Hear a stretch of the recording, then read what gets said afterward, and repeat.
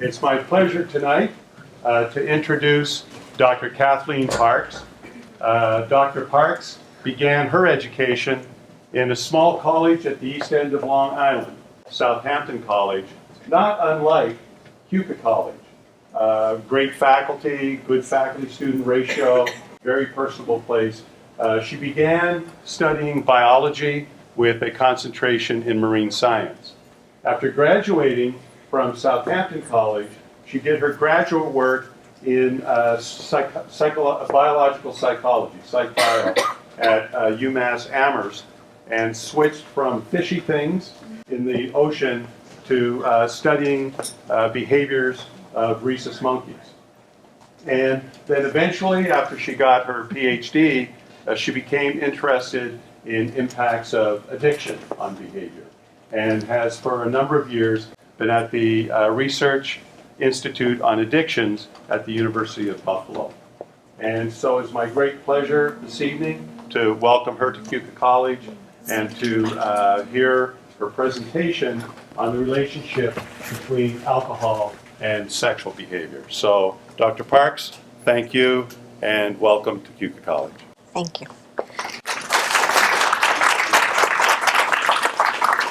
Thank you so much. It's an honor to have been asked to come and speak at Keuka College. When Dr. Forrestel took me around today, Keuka College very much reminds me of Southampton College. It's small, it's warm, the professor to student ratio is very similar to what I grew up with, and so it's just heartwarming to see it.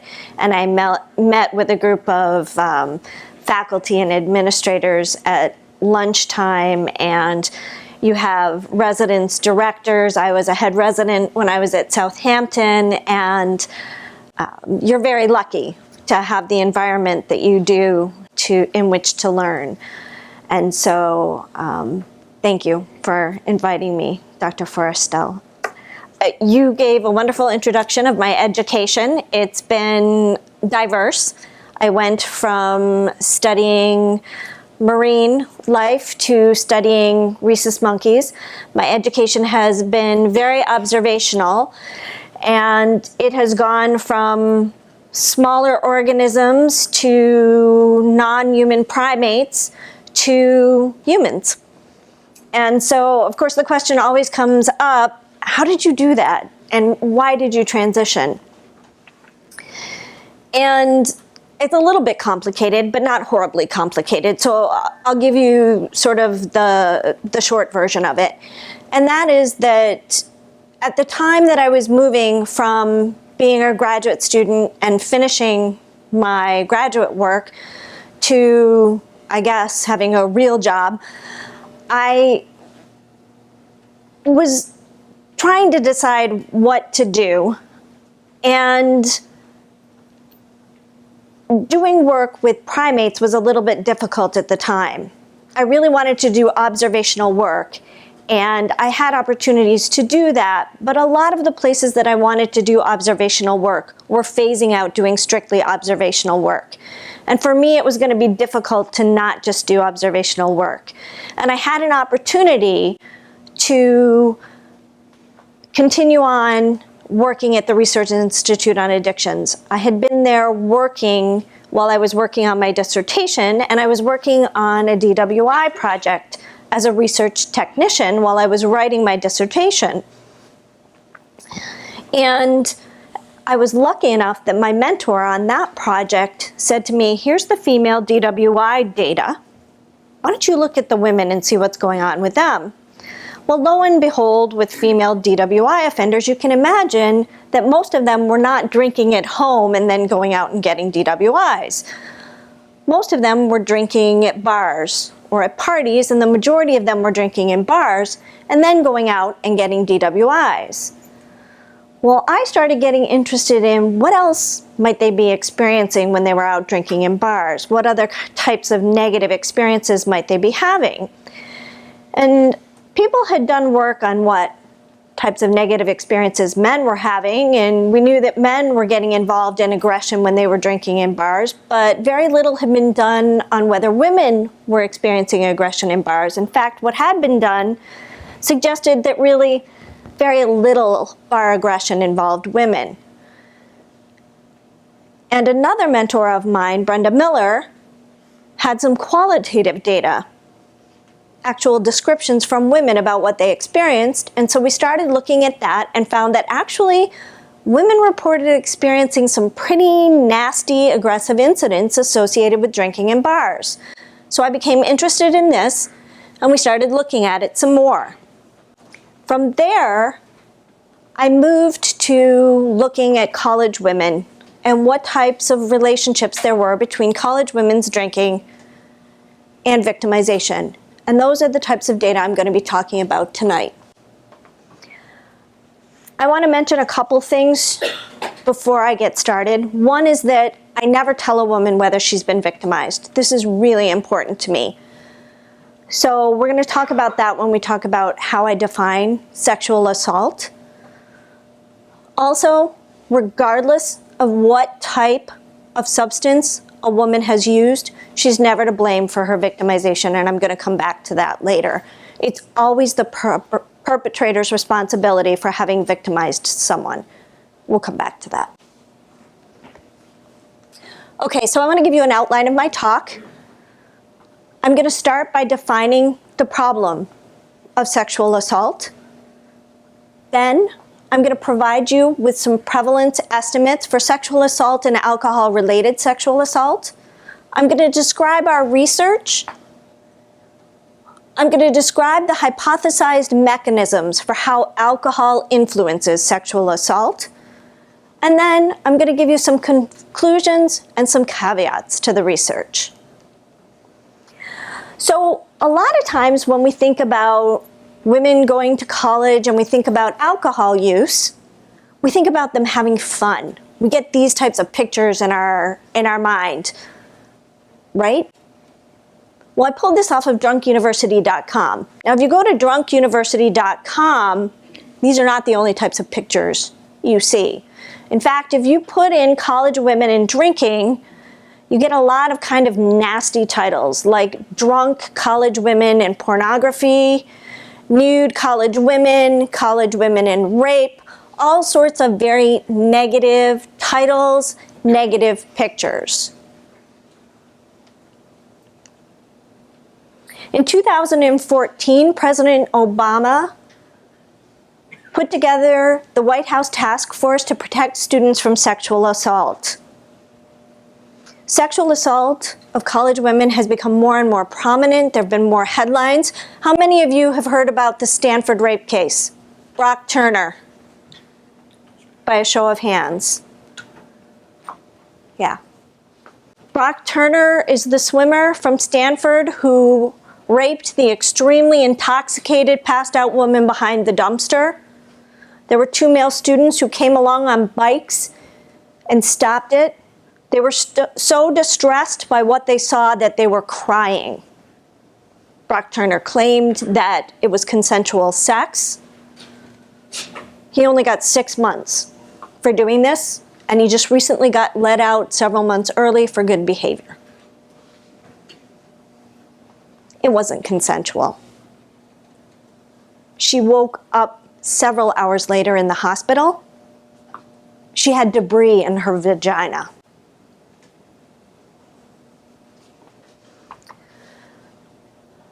The White House Task Force's report asked for a call to action for colleges and universities. It suggested that campuses should do climate surveys to actually get a bead on what rates of sexual assault were on their campuses. It put an emphasis on Title IX. Title IX suggests or mandates that there should be no discrimination based on gender. So sexual assault or sexual harassment would actually be gender discrimination. And it mandates that any university that's getting federal funding needs to have sexual assault prevention and intervention, and it makes some suggestions about what those might be. So what is sexual assault? I think a lot of people, when they think about sexual assault, think of sexual assault as rape, completed rape. Well, sexual assault isn't just rape. I consider severe sexual assault to be attempted or completed rape.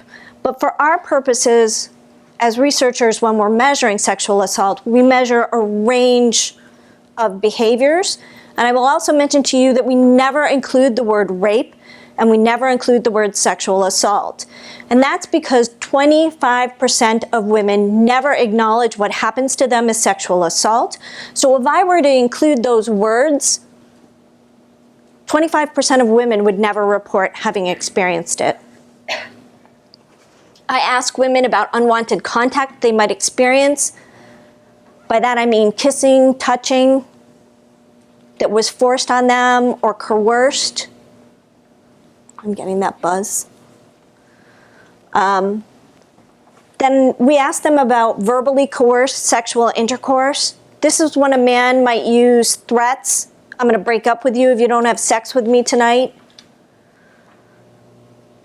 Or some other type of verbal threat, or he uses his power or authority.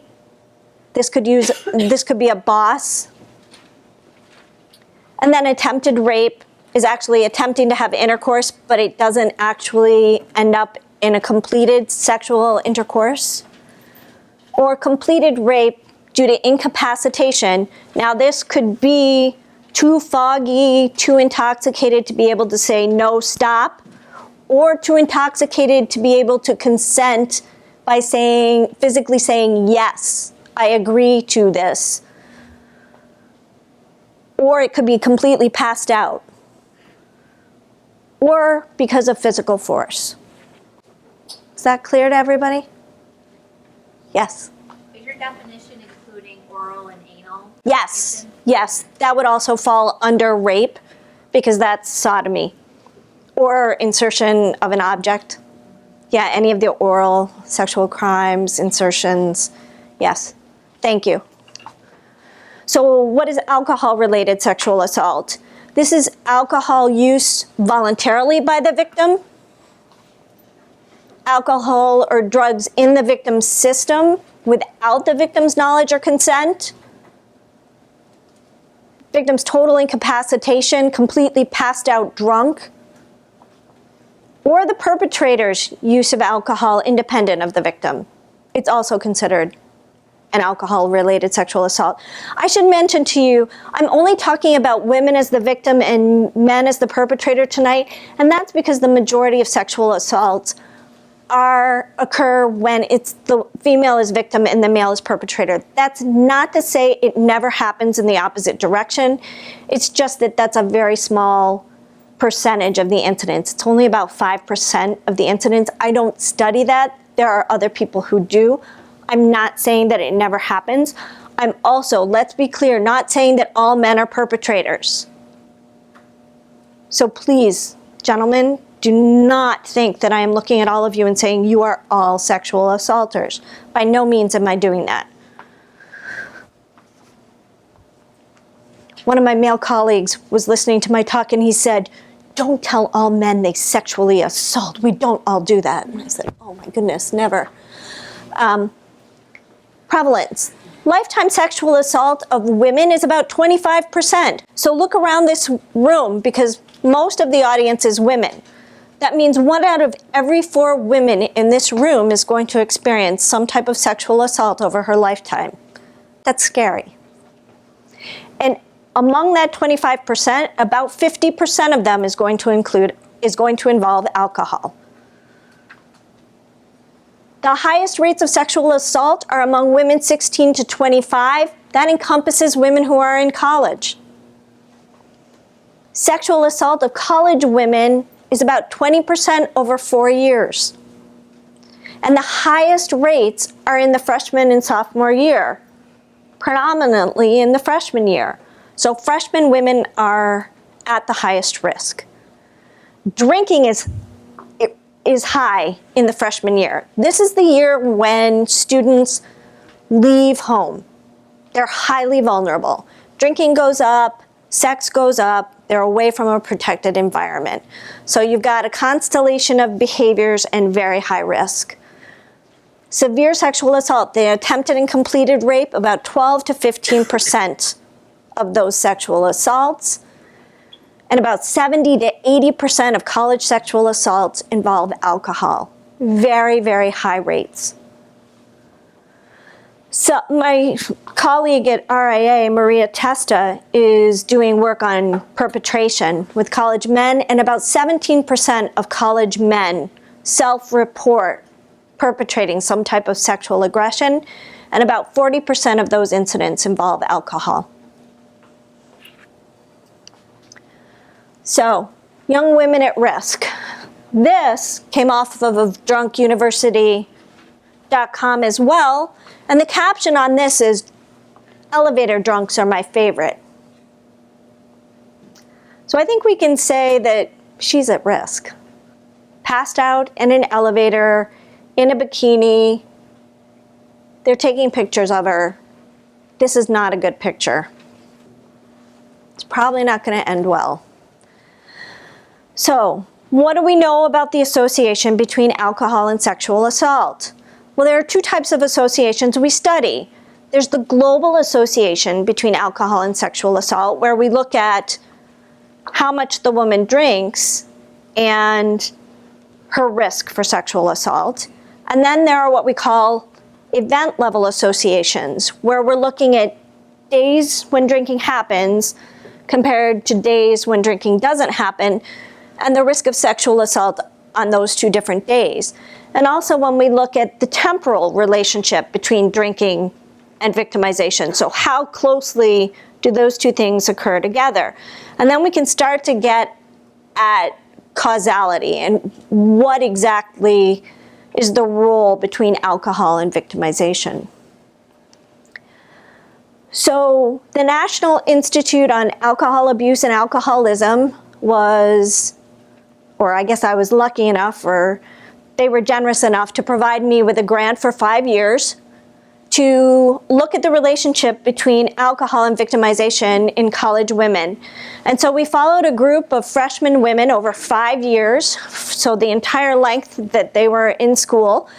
And we started with them that first fall when they came into school. They were first-time freshman women.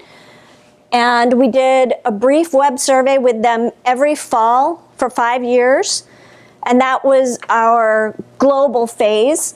And then we also had a daily or event level phase where we followed a sub-sample of them for 8 weeks every spring. And they provided daily data, and they also provided qualitative interviews. So first I'm going to talk about that global association, and I'm going to talk about the first 2 years of data. So that first fall, we measured substance use and sexual assault for the year before they got to college. So that last year in high school. And then the first year, the next year, so after they had completed their first full year of college, it's the beginning of their second year, we're measuring what happened during their freshman year. So we analyze those 2 years so that we can look at what happened over that transition from high school to college. We had 886 women. We compared abstainers, women who started drinking from high school to college, and then women who stayed drinkers from high school to college, but either stayed steady in their drinking, increased their drinking, or decreased their drinking over that transition. Everybody still with me? Awesome. And these are some of our findings. In the left-hand column, what I want you to notice first about drinking status is that the highest percentage of women, almost 42% of women, increased their drinking over that transition. And only about 15% of women became new drinkers. This was a little surprising to us. I was really thinking that a lot of women were going to become new drinkers. Then I want you to look at sexual assault. When we compared abstainers to drinkers, the rates of sexual assault were substantially higher for drinkers. And then I have that represented in a graph, just so it's easier to see in that right-hand column. So drinkers experience sexual assault at a rate of 19%, non-drinkers or abstainers 6.7%, and this is significant. This shows you the average weekly drinks that women in the different categories were drinking. And what I really want you to notice here is new drinkers. We thought that new drinkers were really going to go hog wild. These are weekly drinks. New drinkers were only drinking about 3 drinks per week, whereas women who increased their drinking were drinking on average 11 drinks per week. Now think about it. When do college students drink? Typically Thursday, Friday, Saturday, right? Am I right? I'm seeing a lot of nodding heads. Yes, you don't drink 1 or 2 drinks every day of the week, do you? How many of you drink every day of the week? Okay, I'm seeing virtually nobody. Nobody's watching, you put your hands up. Okay, so I'm guessing it's mostly on the weekends, so 11 drinks on the weekends. So, 11 drinks is a lot of drinks. That's more than 3 or 4 drinks per occasion. Okay, and then what we did was we looked at what specific factors put women at increased risk for being sexually assaulted. And we did a logistic regression. Do you guys need me to explain what an odds ratio is? Does anybody know what an odds ratio is? Okay, so when we talk about an odds ratio, does anybody gamble? I mean, just in any way, shape, or form. Okay. So, and I don't mean this in a bad way. I mean, I grew up near Saratoga. We went to the horse races every summer. So,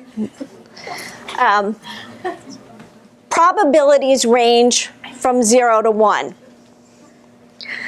When we talk about sexual assault, you either don't experience sexual assault, which would be a 0, or you do, which would be a 1. So there's the probability of not experiencing a sexual assault, which would be 0, or you do, which is a 1. So we were looking at sexual assault. An odds ratio would be the ratio of the probability of something happening and something not happening. That's the simplest way I can explain it. So essentially, it's the strength of a relationship. Down and dirty. It's the strength of a relationship. So when I tell you that all of these are significant, that's the take-home message. So all 3 of these things, psychological health, which would be symptoms like anxiety and depression, the more psychological health items a woman endorsed, the more likely she was to be sexually assaulted.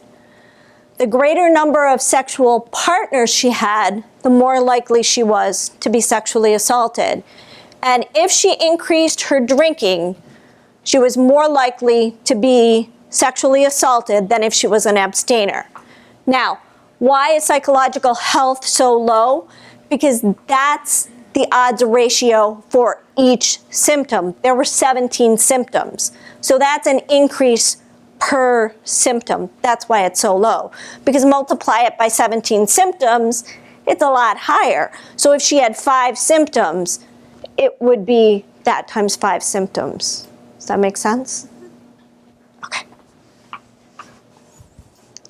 So, conclusions, implications. Our largest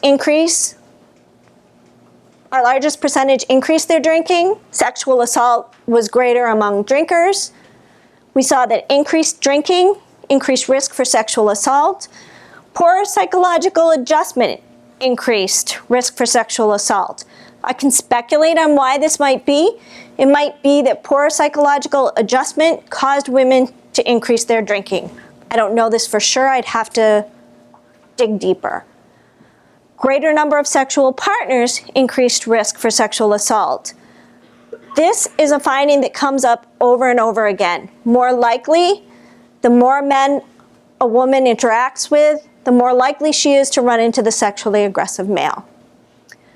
So what do I think? I think that healthcare settings and dormitory staff may be good points for intervention, particularly with freshman women. So the daily study. We had 179 college women. We looked at their history of victimization and their psychological symptoms. We had 8 weeks of daily reporting. Women called into our 1-800 line using their cell phones, and they answered a series of questions using the touch tone pad.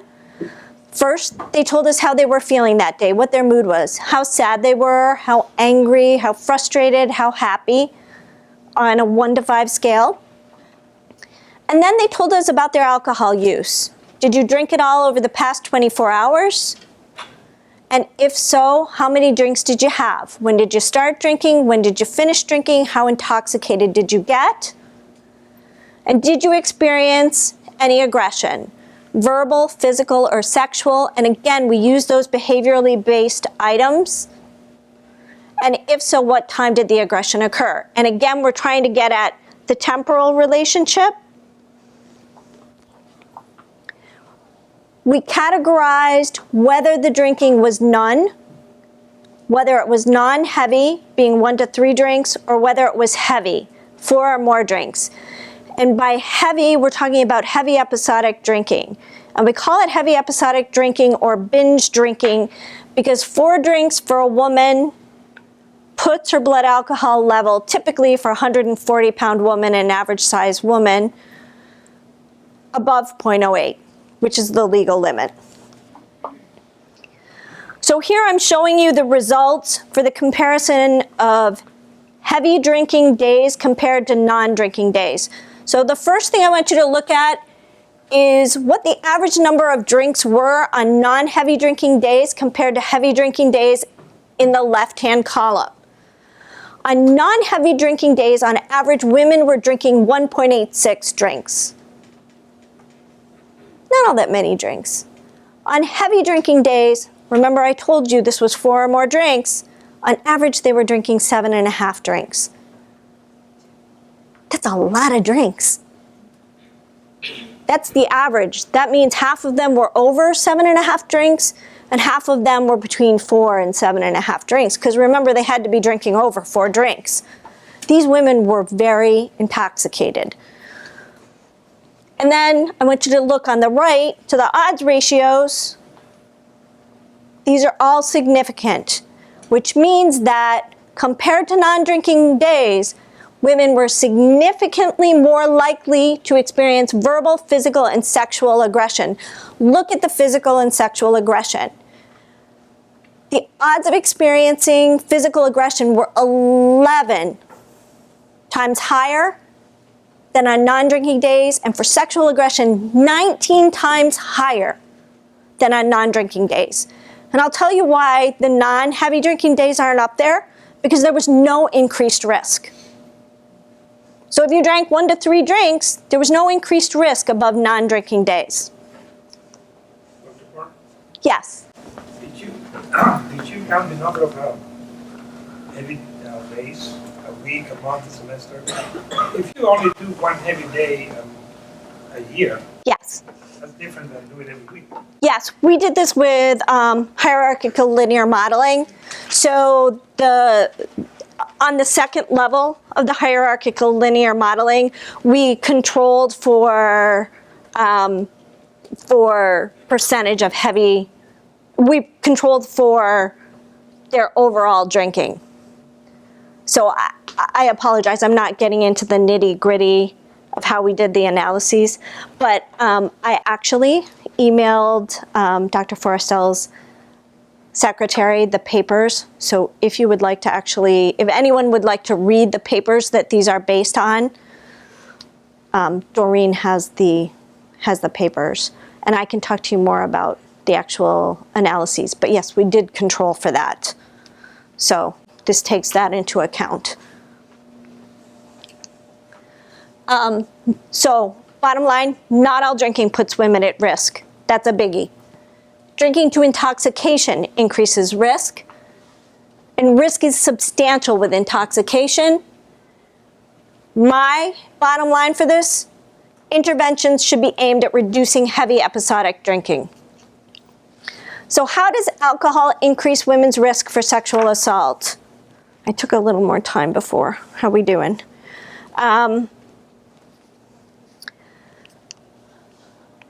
There are quite a few of us doing this type of research, and several researchers have suggested different hypotheses for how alcohol is having an impact on risk for sexual assault.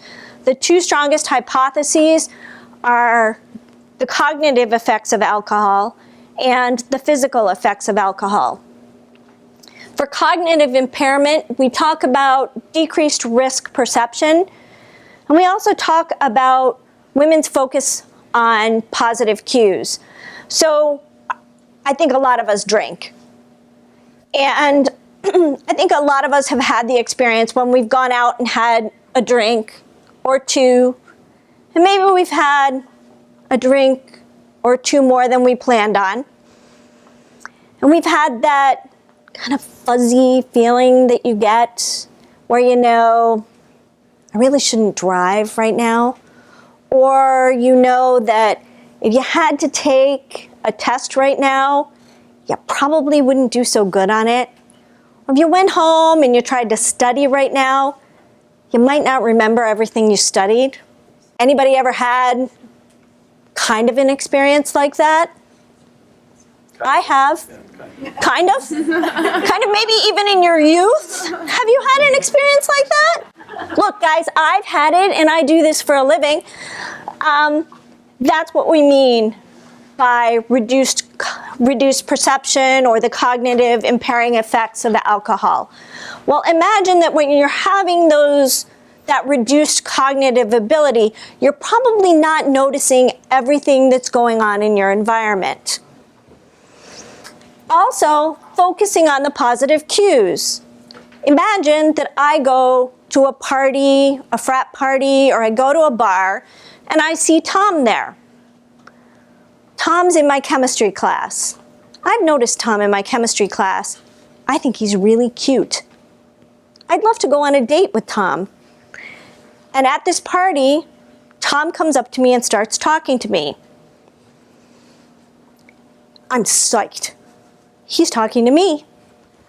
What I fail to notice as Tom keeps filling my red plastic cup with beer is that he's filling it for the 5th time, and somehow he's managed to isolate me in a room away from my other girlfriends at the party. And before I know it, I'm drunk and he's offering to walk me home to my dorm room without my girlfriends.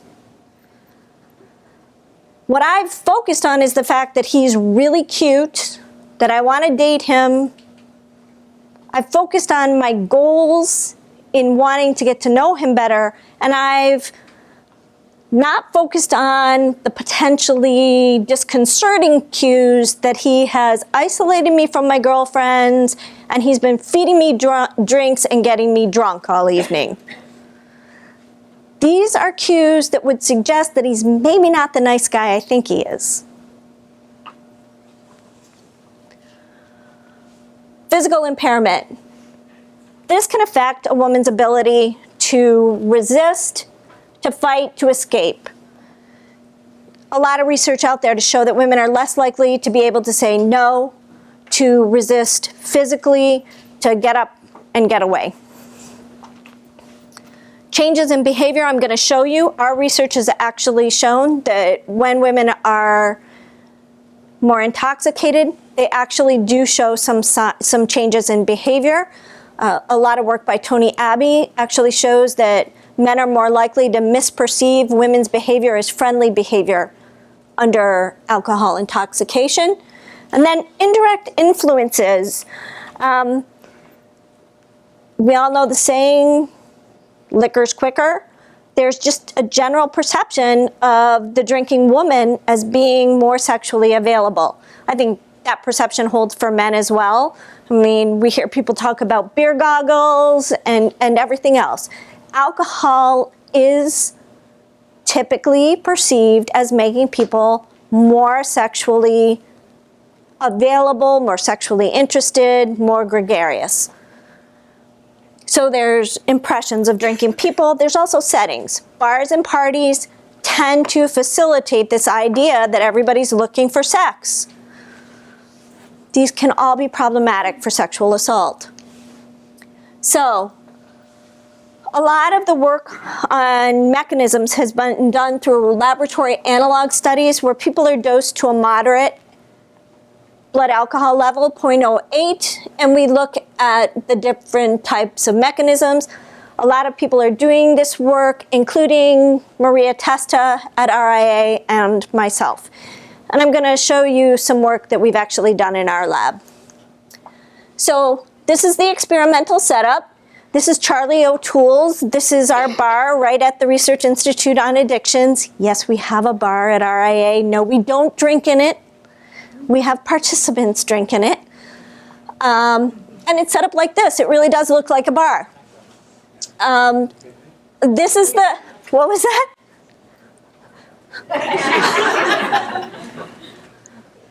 Are you getting into trouble back there?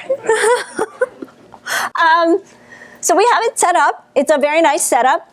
And this is the paradigm that I designed to take a look at some of this. I will tell you, these are all of my staff members that posed for this picture, but this shows you the setup of the paradigm I'm going to talk about. In this picture, these are two of my female staff members, but normally in the paradigm, these would be two female participants. Okay, is that clear? And these two men are what we would call male confederates. So they actually work for me, and they did work for me during the study. And when we had actual female participants come in, they did not know that those men were working for me. They thought they were male participants as well.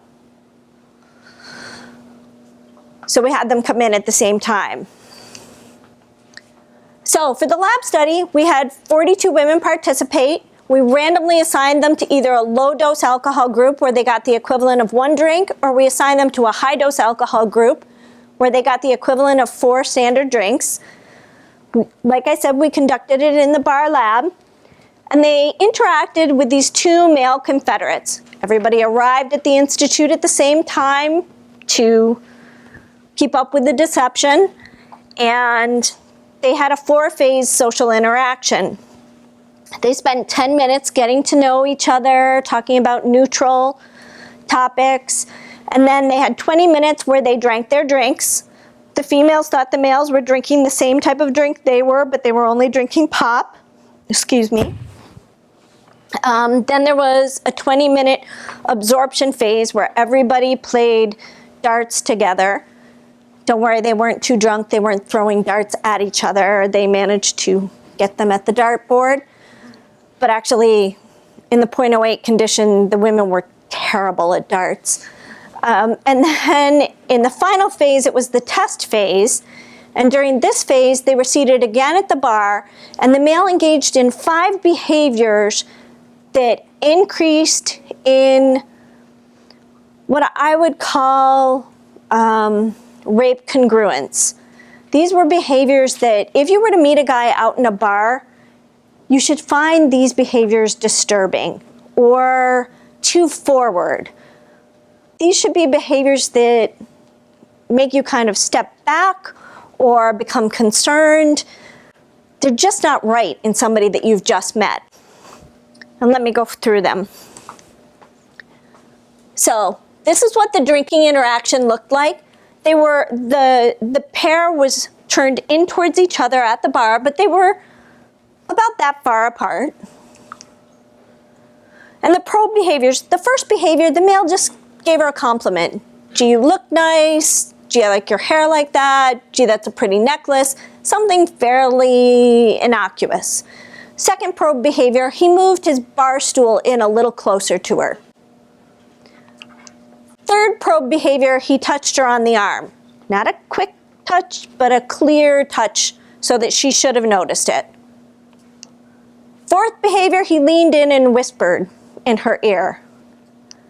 Fifth behavior, he touched her hair. Ladies, by a show of hands, how many of you would have found it creepy? Or would find it creepy if a guy you just met reached over and touched your hair in a bar? Yeah, look around the room. You all are saying that's creepy.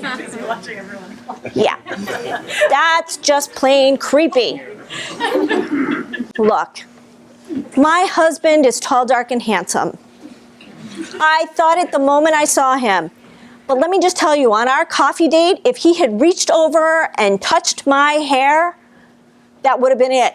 We would have been done. I would have smacked his hand, and I would have stood up and said, goodbye. So, that's just creepy, man. So anyway, you can see what I mean when I say rape congruent. So let's look at the behavior because we coded all behavior. This is the behavioral differences that we saw. And so I'm going to talk a little bit about the behaviors that we looked at. We looked at orientation, receptivity. You can see the behaviors we looked at. I want to tell you a little bit about these behaviors. By orientation, we were looking at whether the woman was oriented towards the man during the interaction. And by oriented, I mean, was her body sort of oriented towards him? Receptivity, was her body posture open? You know, was she like this with her legs crossed? That would be very closed, non-receptive body position. Or was it pretty open and relaxed? I mean, her legs didn't have to be completely splayed out. I mean, she didn't have to be like this, but she had to be, you know, was it pretty open and relaxed? You know, I think head movements, how much was she moving her head? Was she nodding a lot? Was she, you know, the things that you would do to be interactive in a conversation. And gesturing, I gesture a lot. I think you've probably noticed that, right? I gesture a lot. Was she gesturing? How animated was she? We rated how animated she was. And you can imagine that women in the 0.08 group were more animated than women in the 0.02 group. This is an alcohol effect. You would expect that. Smiling, frowning. Some things we saw differences in. Generally speaking, women in the 0.08 group had an increase in what we would call pro-social behaviors. They were more oriented, they were more involved in the interaction. They didn't all reach significance, but we generally saw increased pro-social behavior. I'll give you an example, though, of how there was a disconnect between how women behaved and how they reported behaving. We had one woman who threw one leg up on the bar, put her other foot between the male Confederate's knees on the bar stool. Now, our men always described the interaction also, and remember that my Confederates knew what was going on, although they were blind to the condition the women were in until afterwards. Although they always said they knew which women were in the 0.08 condition because they were much more friendly and a little bit crazy. And his note said, I could have taken her home in my backpack, this woman that did this very open and receptive behavior. She, when we asked the questions, because we always had standard questions afterwards that said, how interested were you in him? How attractive was he? How sexy was he? Would you be interested in dating him, going on, or being in a relationship with him, having sex with him? No. All the way across the board, not interested in him, he wasn't attractive, he wasn't sexy, he wasn't any of those things. So we were kind of surprised at that. This was not an uncommon occurrence. For women's behavior to seem to say one thing and for them to rate things very differently. Yes? Were these surveys after they had sobered up? No. Or it was okay. No, it was right after they were done with the interactions. And this is important because you want to get them still in that state. And they were perfectly capable of filling them out. You might wonder, okay, could it have been that they couldn't really? No, they could fill them out. We waited to do other parts of the surveys afterwards, but no, this part they did right after. Okay, so the Confederates, 2 different men, so we wanted to rate them to make sure that there weren't huge differences in the 2 men. There were significant differences in how enthusiastic the women were about the men, but we controlled for that in all of our analyses. What's interesting though is I want you to notice the difference here and then the difference in recognition of the probes. Remember how I talked about this whole idea that if you have certain goals, you may be missing things? This doesn't even take into account the alcohol. This is just taking into account how enthusiastic she is about the male. For the male that women liked more, they were less likely to recognize the probes. So I just think he's great, and I'm less likely to notice the probes. I'm more likely to let him get away with more. That's a little scary. Now, let's look at just probes. For the high dose group, they were noticing fewer probes. And when they did notice them, there was a trend towards them being more flattered by them. Okay, so alcohol effects, changes in behavior occurred, and they tended to be more towards the pro-social behavior. Women were more gregarious, more into the conversation. There was decreased perception of the probe behaviors. There was a trend toward being more flattered by them.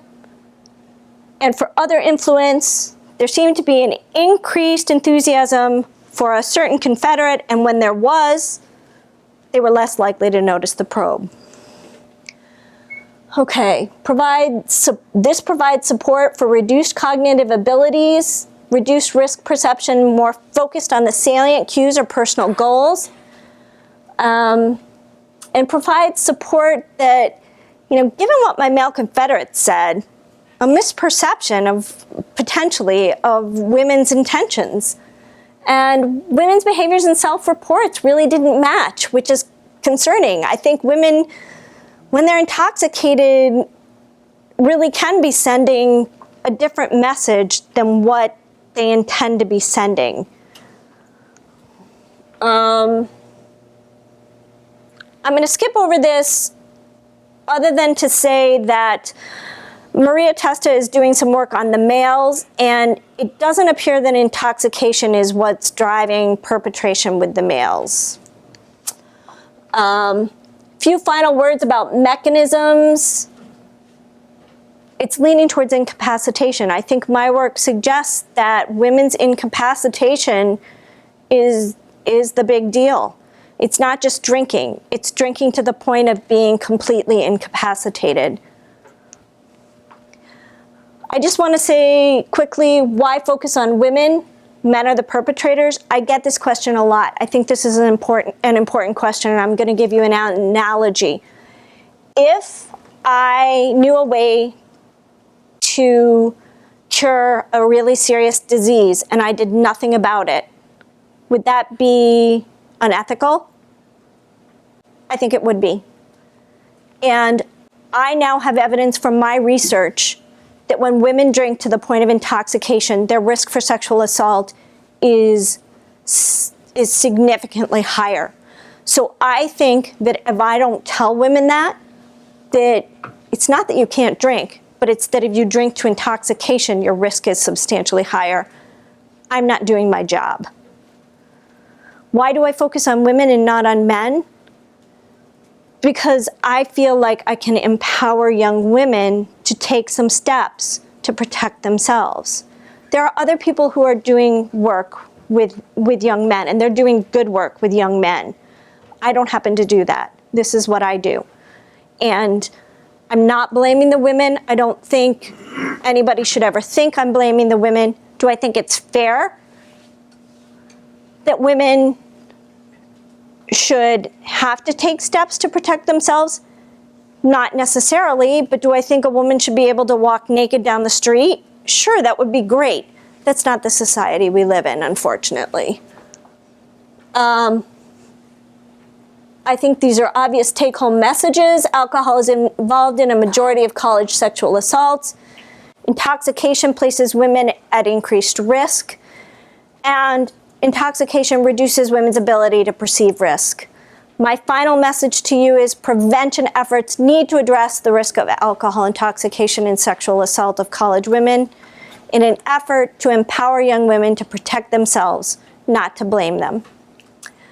This was my research team. There were a ton of people who helped with all of this research. I'm very indebted to them. This was funded by National Institute on Alcohol Abuse and Alcoholism. Any questions? And I ran a little long, I'm sorry. I don't know if you had answered this before I got here, but are your 886 women from one specific college, or are they from a variety of colleges where you can generalize your information to multiple universities? They're from one university and one class, because what we wanted to do was follow them over all of the years so that we could determine what the rate of sexual assault was over the 5 years. It's a college here in New York State. It's University at Buffalo. And it was also easier to do it that way so that we could get one incoming class. And we did it all on the web survey. Our rates are pretty similar to the rates that Jackie White got down in the South several years before that, 20% over multiple years. So we're not too far off the money there. But yeah, I mean, generalizable, yeah. Sorry. That's okay. Did you gather data on the like minorities and majorities of these students, like the racial and ethnicities of these students? We do. We have those data. I will tell you, we always include ethnicity in our analyses. There were no ethnic differences in sexual assault. Typically, we find that minorities experience fewer sexual assaults than Caucasian women, typically speaking. However, nothing came out. I included it, I controlled for it. The other thing that I will tell you is typically minority women consume less alcohol. Young minority women typically consume less alcohol than young Caucasian women. Do you have any idea why that is? I think it's cultural. I mean, that's what everything says that we have. That could also be shifting though, but predominantly up until this point, that has been the case. And then particularly when we talk about Asian women, many Asians get that negative reaction with alcohol. They get what's called Asian flushing. So they get a very negative reaction to alcohol. Culturally, there are certain cultures that don't believe in drinking.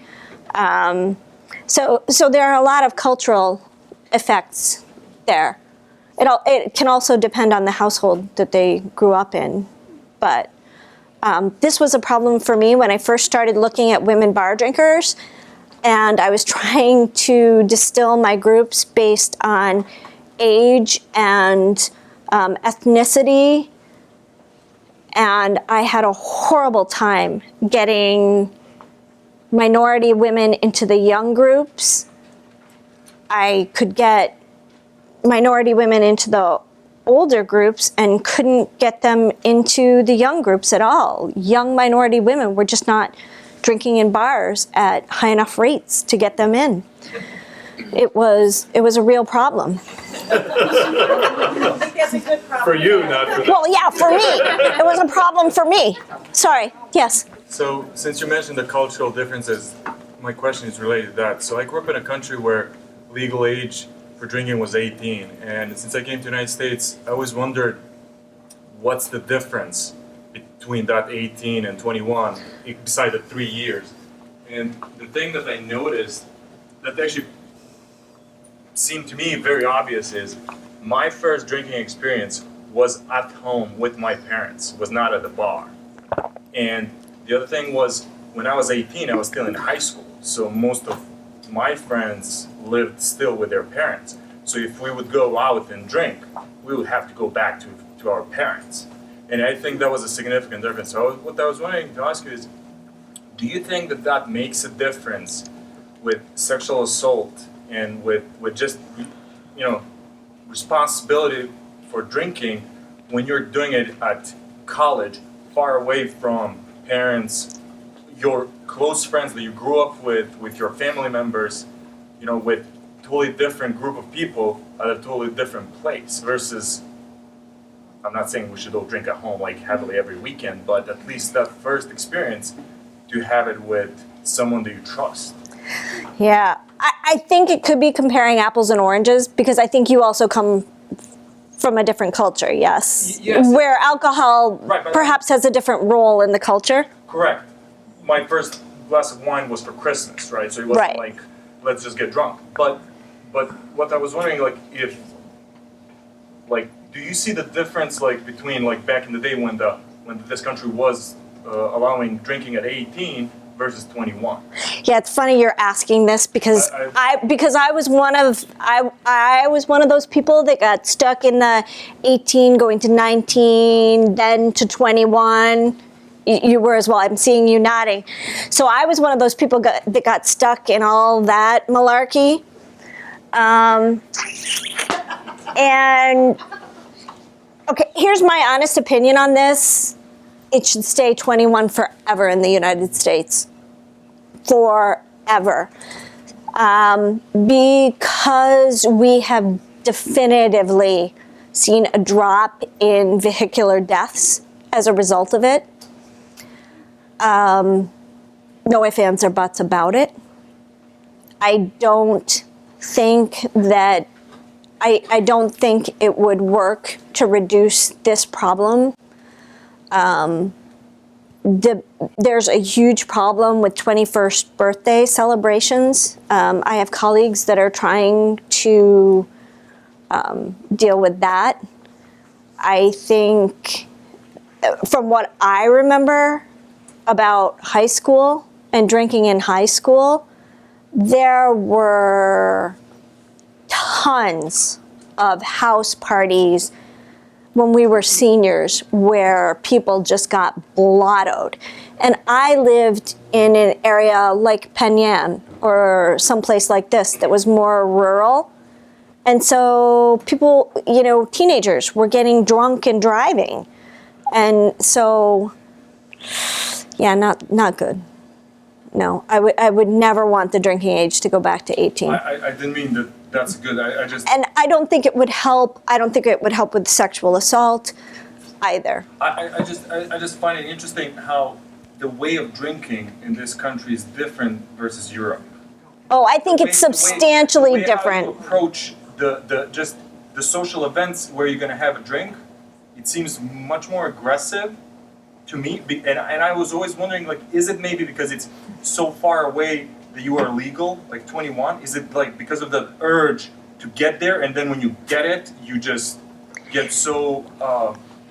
I don't know, because honestly, the research also shows that if it's a permissive environment at home and individuals are allowed to drink as teenagers or introduced to drinking at a younger age, they're much more likely to have alcohol problems. So that would suggest that it's not that. So, but I'm not an expert on those, on that research as well. That's what I know about that research, that as a parent, knowing what I know about that research, my 12-year-old will never be given alcohol. He won't be given alcohol until he's 21 years old in my house. Yes? So Good Samaritan policies and Amnesty Yes. policies and these types of policies are adopted by institutions to try to encourage help-seeking and bystander intervention. So I'm thinking about what colleges can do and what institutions can do, given what you've shared with us here. I think amnesty policies are a must. You have to have them. In fact, the group that I met with today, is anybody here from the group I met with today? Nobody? Okay. One of the first things I asked about was the amnesty policy here. I asked about the sexual assault reporting. I asked about Title IX. I asked a whole bunch of those questions. Amnesty policies are imperative. And that's because a woman who's been sexually assaulted in some way is very likely to tell a friend. And women who've been sexually assaulted when alcohol is involved are more than likely not going to tell anyone else. It's more likely the fact that it's going to be somebody else who's been drinking who's going to know. And so if we don't have amnesty policies, it's far less likely that she's going to get any type of intervention or help. And there are so many secondary negative outcomes. I mean, there are the primary negative outcomes, and then there are also the secondary negative outcomes. So getting her help as quickly as possible is so important. So there needs to be amnesty policies. That's my really strong feeling. However, more lenient alcohol policies on college campuses can be problematic, and there's new research to suggest that. Yes? Have you ever thought about utilizing your information in a way as an educational tool for young men? Because I'm thinking that, from what you're showing here, there are cues that, in your research, it shows there are cues that occur in women who experience the heavy drinking, that they're doing things also, they're giving cues themselves that maybe the young men can learn from and say, okay, let me put my guard up, let me look at my warning, let me look at warning signs to say that she's like you said, she's sitting differently, she's more, animated, she's doing things, so that a young man can say, you know what, I need to maybe step away from this situation a little bit myself, because this isn't just two people getting to know each other and somebody saying, well, you're really cute and, I would like to go out with you tonight or whatever. Maybe they could learn something to say that, you know what, in this situation, maybe I need to be aware of some cues that are going on here so that I don't get the wrong message myself. Yeah, interestingly, we talked about this earlier also, but I think where you're going with this is consent.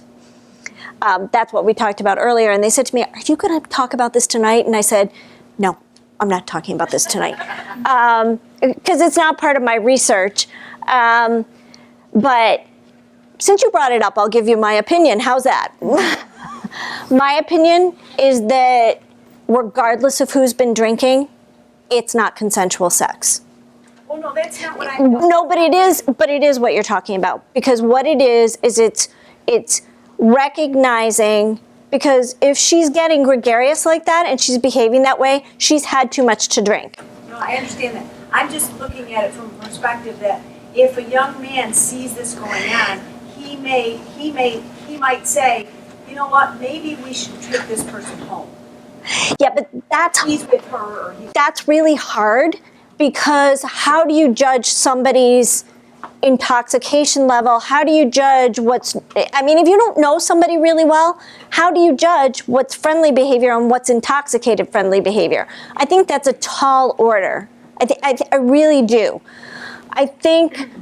So you're saying that just the fact that drinking is going on should be the cue? I think that heavy drinking at a party is a cue that